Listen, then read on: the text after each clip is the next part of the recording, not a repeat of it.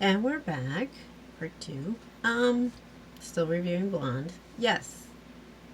So where I got cut off, yeah, there were much more scandalous actresses like Tallulah Bankhead. There's a whole mess of information on that, on her and her past life, and especially how sexually liberated she was. Let's just say that. There's tons of information on YouTube, but just Google that. Um, I don't know. Maybe perhaps Marilyn may have found herself in the same kind of category. But I think also because we kind of put her in this kind of legendary box of, and also because she met her demise so early in life at 36 years old, that we kind of like encapsulate that person in that time frame, and then unfortunately, like we do with a lot of young artists who pass, we kind of immortalize them almost to the point of angelic. Now, so I'm not saying that she was a saint. She definitely didn't lead her life as a saint, and there's been so many films based on her life. Um, there's the 2011 biographical film titled My Week with Marilyn, and that featured Michelle Williams, and I think she won a Golden Globe that year for that particular portrayal of Marilyn. And again, no shade. I'm not trying to compare here. I'm just saying in the sense that the way that Marilyn is portrayed in that particular film, she hones her who she is and all of her flaws. We can see the demise of her marriage with her third husband, famous playwright Arthur Miller. We can see the cracks and flaws in their relationship with that film, and again, how confident she was with her body, and how voluptuous she was, and how she had no qualms about being naked, and and using that as leverage. To either just kind of put her sex appeal out there or just to get what she kind of desired. Um, and we see how flawed and how fragile she was. And again, can you blame her? She came from a very checkered childhood and past, with only a single parent. And again, the story, even though this blonde movie perhaps fills in certain things that we didn't know, I surely didn't know. Again, I've only seen a handful of films by Marilyn Monroe, but and she is an icon, for heaven's sake. I mean, things like this, you automatically think of Miss Marilyn Monroe with this like cute blonde bob and the famous pink dress from that number, Diamonds Are a Girl's Best Friend. She's legendary. Andy Warhol made her also legendary with his pop art. But yeah, we have a sense. I don't know. For some reason, I just think that the film My Week with Marilyn was a little more on the grounded side, and Blonde is like a fever dream that goes off its rails. It's way too intense. Gratuitous sex, way too much, and then it just didn't really provide any information. We knew, okay, we saw her relationship with her mother and how she got in the business and how she met a lot of her co-stars and got involved with a lot of her co-stars, her addiction to barbiturates, which led to her demise, that she there were rumors that she was a little difficult to work with, perhaps because she wasn't all in her head. She was being prescribed constant pills, like either to wake her up or to help her fall asleep or to keep her her mood at a regular pace. Valium, barbiturates, speed. She had a concoction, a cocktail of pills. So if you're under that much medication, you can't expect for that person to be well in the head. And so there were rumors that when she shot the famous Some Like It Hot, she had some outbursts, or she would come extremely late to set. But the thing to her advantage is that when she was on set, the camera loved her, and it was just like she was on. So it's almost like it was like forgiving of her bad behavior because she was so captivating. And I think Anna does fulfill that. Like when she is in that role of like pure drama, she puts it on really well. She can cry on cue. There were really some like scenes that required that emotional investment, and she was there. But it's just when that accent would kind of sneak in and wiggle its way through, it was like, I don't know, it took me out of it.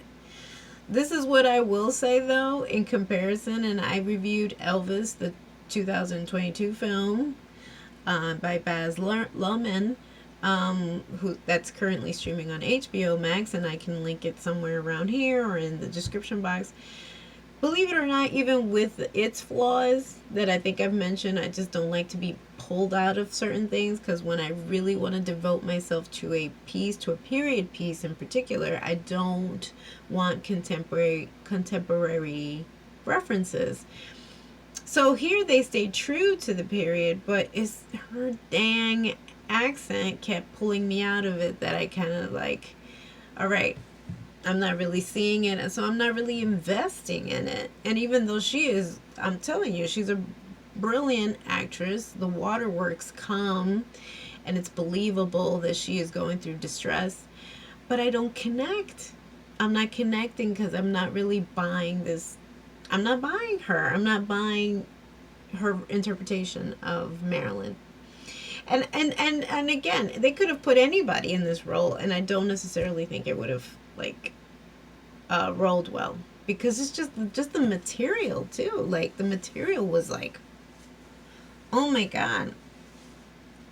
The one thing I will say though too, they could have really toned down the screaming. Like there was a ton of screaming as well, and really like again some spoiler alert, but you know there's indication of how she kept, you know, allegedly her alleged relationship with John F. Kennedy going. And I just didn't buy that scene. If you know what I'm talking about, don't want to give all the details of it, because I couldn't, I think based on that and a number of other scenes, that because of her untimely death, they went into conspiracy theories and how did she really die, was she murdered, whatever the case may be. That scene alone just made my stomach turn, because it really was not, it was pointless.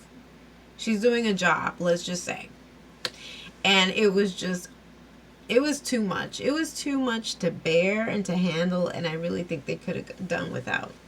And I can't imagine that actually happening in real life. He was, for heaven's sake, he was the president, and she was also a well-known actress. You really think that things were like going to be out in the open like that?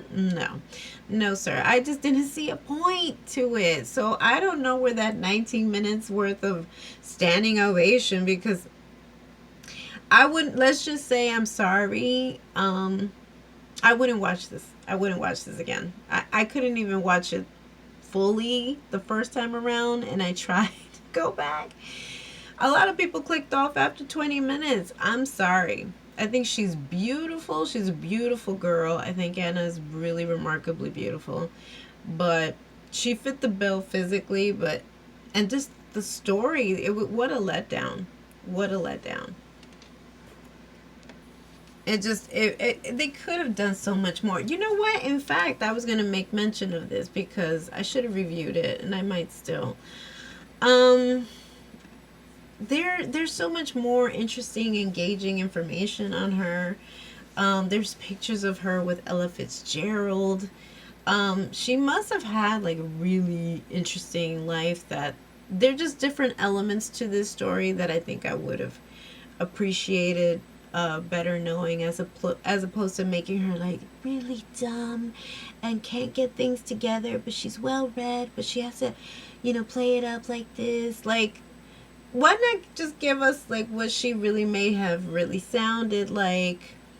they gave us some instances that yes, she did try to improve her craft as an actress, and that she was a part of the actor studio.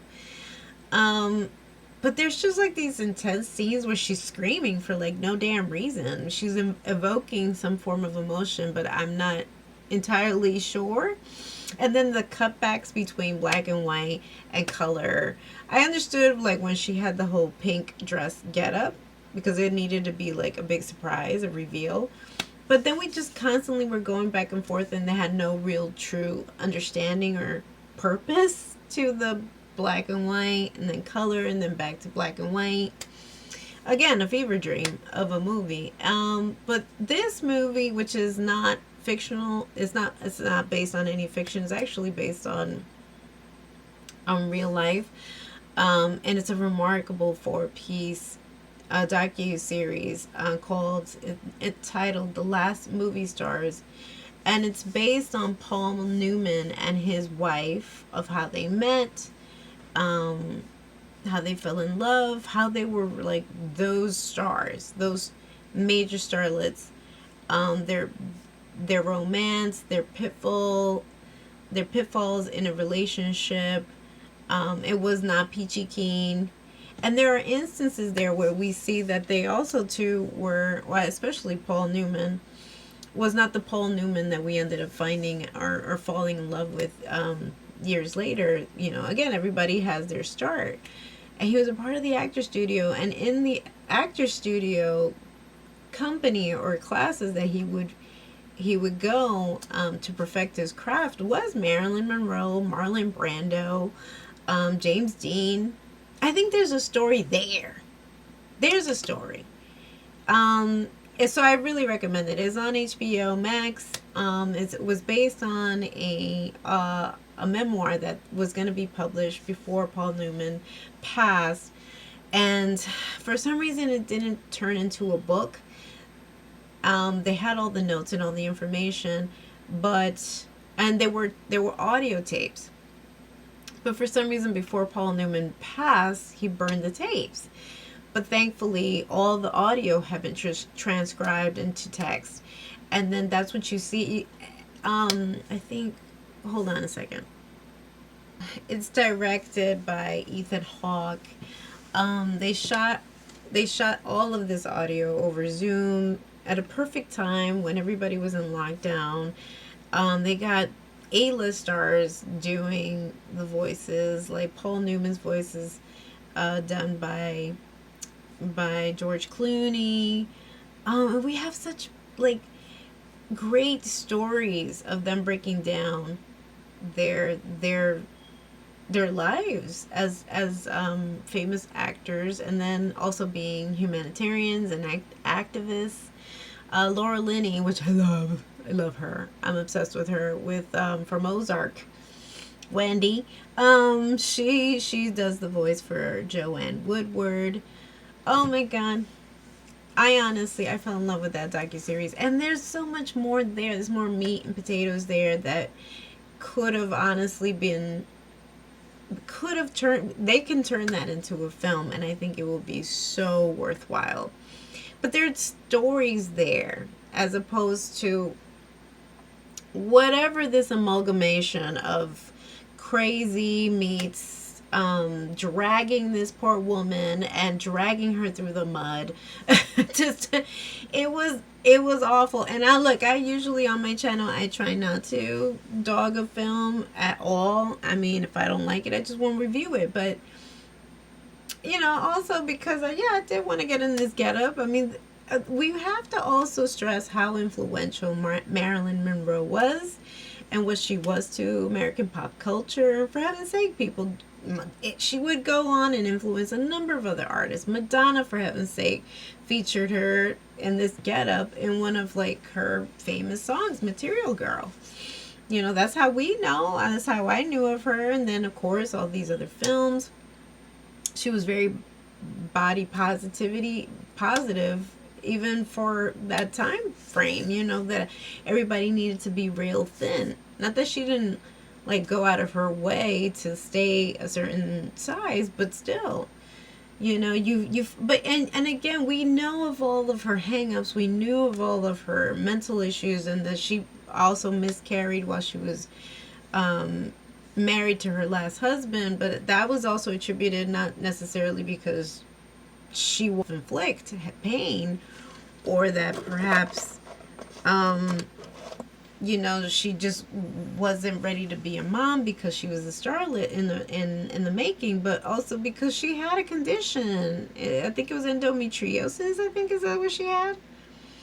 Again, this movie was a mess, and just because there were some really harsh scenes, and then Anna is playing the hell out of it, and she's screaming for like a crazy person for a good portion of the film.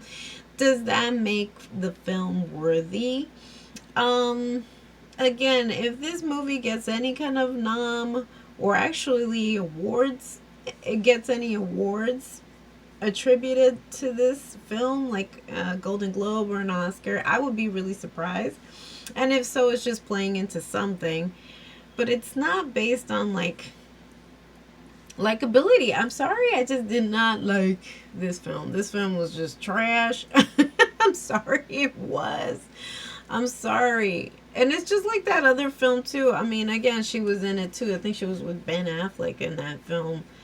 I forget what it was called. Hold on. Deep Water. And I reviewed that too, and it's on my channel. I'll link it down below too. It was not great. It was not good. But you know what? That was a little more believable than this film. She played, I think, an Italian woman or something like that. But honey, no. So with that, I will say it was a dud, and almost 3 hours. If I would have seen that on a film, I would have been like, no, give me back my money. Because that was just, no, what a miss. What a huge miss. Anyway, I am looking forward to a couple of more reviews coming up, because we are trying to get all ready for Halloween. As you can see, new accents and new colors in the background. We are in spooky season, official fall season.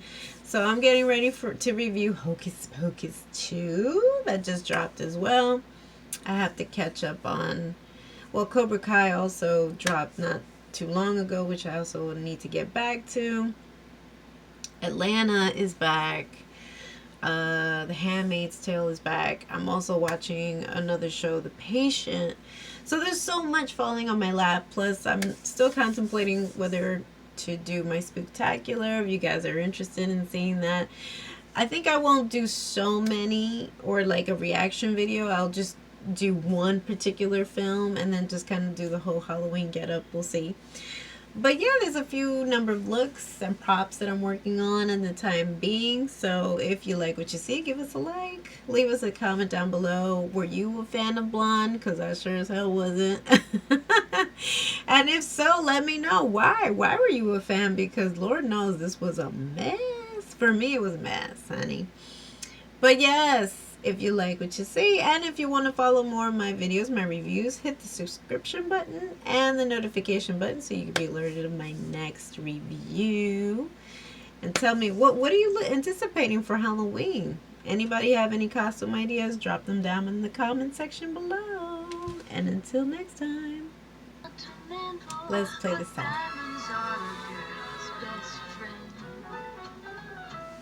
Kiss may be grand, but it won't pay the rental on your humble flat, or help you at the automat. Men grow cold as girls grow old, and we all lose our charms in the end. But square cut or pear shape, these rocks don't lose their shape. Diamonds are a girl's best friend. There were so many missed opportunities here, though. She actually sang. This is not auto-tune, y'all. She had the chops. This was not a good film to pay homage to Miss Marilyn Monroe. Do over. Anyway, y'all, till next time. XOXO, Nerdy Girl.